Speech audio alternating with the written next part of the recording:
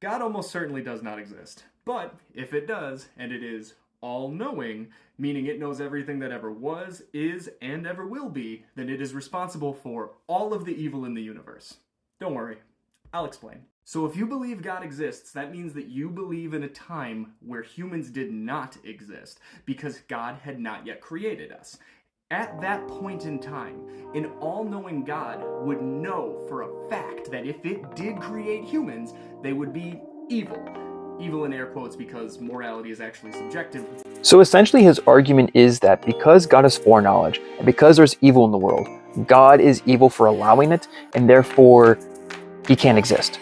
The problem is that, first off, this is not an argument for God's existence or against it, really. This is really an argument about God's character. This doesn't establish whether or not God exists. This just deals with whether or not what God does is good or wrong. Secondly, when you establish that you believe that morality is subjective, you now have thrown out the rest of the argument because the entire argument is based upon moral language. He's basing everything off of evil and not evil. God is evil because of X, Y, Z, but he just said that there is no such thing as objective evil because there's no such thing as objective morality. So this entire video really, because of this statement and his opening argument, is really an argument of complaining and a video just ranting about how he doesn't like how God does things. Now, we can talk about God's character, we can talk about the existence of God, but the problem is with this particular argument that he just made, first off, the conclusion doesn't follow the premises.